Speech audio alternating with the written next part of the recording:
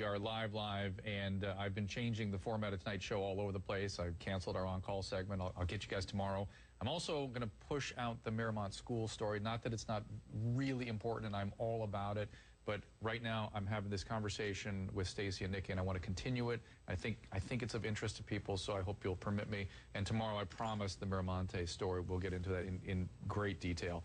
So it's Nicci Gilbert, who is Whitney Houston's friend, and Stacy Francis, who, as we're hearing, was spending the evening with Whitney and having a nice time. And then all of a sudden, boom, something triggered. And now, I think people, I don't know, I think people are sort of didn't get what the fight itself was. Take us through it. You're starting to tell me that. Okay, you know, a friend of mine today said, you know, Stacy, the truth will set you free, you know, and I, in essence, what I said on Access Hollywood yesterday was true. It was true. I was having a great time with her, and I did respect her, and that's why things did not get out of hand. Had it been, and Nicci knows this. That's the part I don't like to hear you say. I got to be honest with you. What? That you would escalate. That's what I think people get defensive about. What? It's like, that you would escalate something with Whitney Houston. I don't think you would. I don't believe that. No, that's my point. That's exactly my point that I'm making. That it wouldn't. No. That's my point exactly. Okay. It would never go there with Whitney Houston because she's Whitney Houston, and not only that, but not only that, you had a nice evening with her. She's a friend who had a flair. This is my point to you, Dr. Drew, and I'm gonna be real direct. And a lot of people are not gonna hear me say what I'm saying. I am from Brooklyn, New York. Yes. I'm from the hood. Yeah. Okay. Yeah. I mean, let's really kick it like it is. All right. And people are gonna be angry. Her fans are gonna be angry for me to saying this, but I'm from the hood. Like any regular person, me standing in the club and her calling me the B word and pushing my head away, putting her face, it's gonna be a fight. Yeah. It's gonna be a fight. My point is, I love Whitney just like her fans love her. My point is, it doesn't matter where I'm from. It doesn't matter if she pushed me. It doesn't matter if she called me a bitch. None of that matters. I love you too much to go down this road with you. I don't care what you do to me. You understand? That was my point. And then you also, I think, Stacy, in your defense, weren't aware of where she was mentally, which is a great thing for Dr. Drew to explain to you. What I want to straight out for you, because when people are using and when they have the addictive disorder, and again, she was treated. The guys who want to aim at me now, Whoopi, have at it.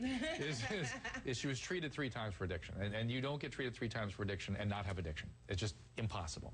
So she has addiction, and people with addiction, when they use, they're not themselves at all. The person that you were fighting with, not Whitney Houston. I know that. You were fighting with the addict. That's why I wasn't fighting with her. That's why when someone says, oh, you had a fight with her, I say, no, I did not. It was not an altercation. It was not a fight. It was a misunderstanding. Was there fisticuffs? No, there wasn't. She took her hand and she moved my face away. From Ray J? Was this now about Ray J? I was looking at her. She was having a conversation. She was upset about whatever she was upset about. She moved my face away. I grabbed her hand and I said, I love you too much. I'm not going to have any fight with you here. And this is not going to happen. What'd she say?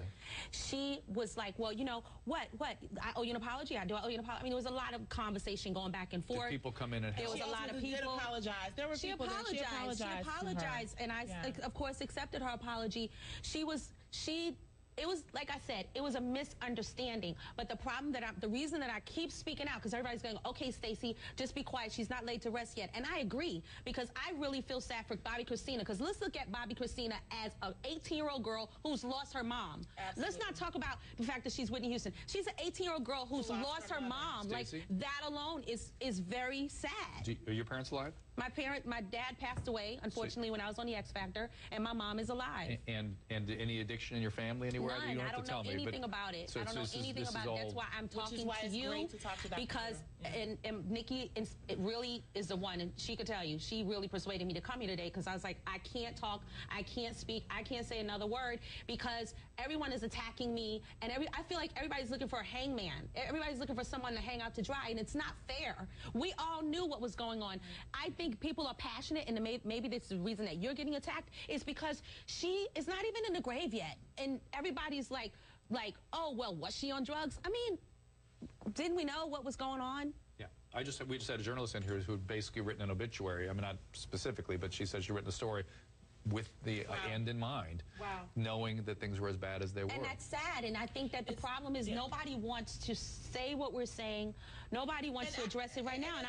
But the other part of it is Stacy, you have to understand, because you're in this industry and you have the stress of X Factor. And speaking of X Factor, one of the things that was amazing, and I have to say this, shout out to Simon Cowell, because he did say to Chris Renee, if you don't keep it together, you will not last in this show. If you revert back to your old habits, it will not happen. He held and Whitney Houston was just unaware, obviously, of But guys, this is something again, here's what I've been preaching about on this show, is that you have to understand that pills are addictive, that even though you're doing it the way the doctor told you, you can't do that and stay sober. It never happens. I've just never seen it. You have to be abstinent. You have a chronic condition. You have to work on it on a daily basis. Or things that happen that are absolutely... you know, obviously they say you end up jail, insanity, or dead. That's where this goes. And along the way, you do things that aren't you. Yeah. So and this was her being not her. My question is how do we help? How do we turn this around? Conversations, and I think we are. You know, and I think people are probably legitimate to say that it's a little premature. You know, but when are we going to have these conversations? We're going to have it when no one's talking about this. It's very, very sad, because it's true. It's very sad. We had, unfortunately, we lost Heath Ledger, Michael Jackson, Amy Winehouse, Elvis Presley, Marilyn Monroe. I got a list. And some of my friends are on this damn list. It kills me. Emotional people. Yes. And in order for us to relate, to people to relate to what we do for a living, whether you're an actor, singer, whatever the case may be, you have to be in touch with those emotions. So, Dr. Drew, somebody needs to be there to protect those emotions, you don't feel like you have to take drugs or you have to do this stuff in order to get through. But another thing about it, another thing is that, you know, for me, for example, I sing from my brokenness. Yes. You know what I'm saying? Like, I sing from my experience. I sing when someone says... So did Whitney, probably, right? That's my point. That's my point. Michael, when you look at Michael Jackson was broken. He didn't have a childhood. He always talked about that. Absolutely. But when he walked on that stage, there was this magic about him, and there was the way that he delivered himself that you felt moved. He might not have had that ability and that magic had he not been through his and the problem background. Is he can't come down from that. That's the problem. Right. Artists So can't come down from that. Brokenness, when someone says, "Oh my goodness, I got goosebumps when you sing," it's because of my divorce. It's because of my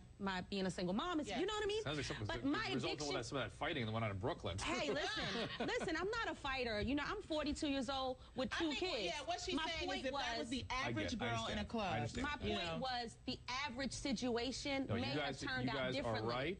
However, I absolutely agree with you. However, when addiction happens, which artists are a little higher incidence than the average person, I actually studied this myself.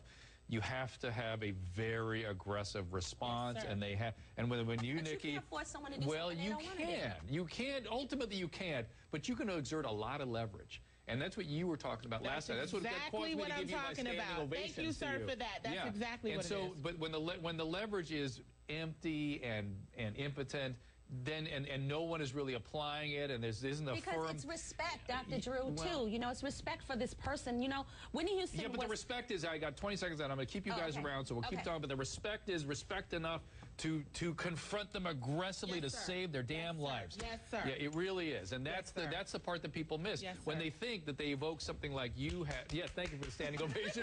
There's yours. But when you evoke something like what you had, you know what I'm saying, from her, then you think, oh, I must be on the wrong. No, you're in the right. You got to know that. I do have to take a break, and we're back with more with Nicci and Stacy after this. So stay with us.